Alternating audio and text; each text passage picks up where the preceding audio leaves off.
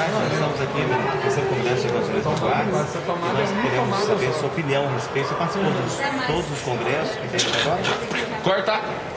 Dos dois primeiros congressos. Ah, você abre dos dois primeiros congressos que já teve? Problema de audição.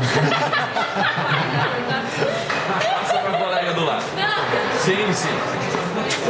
Tomada 6. Congresso já tivemos? Você participou dos anteriores? Qual a sua opinião?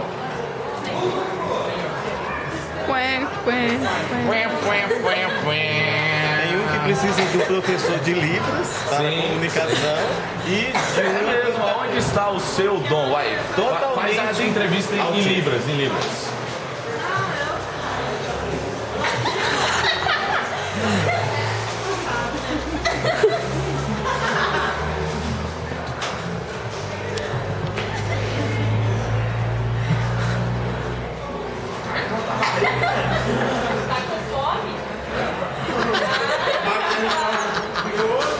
É o que eu sei. Eu perguntando se ele tá sofrendo de fome.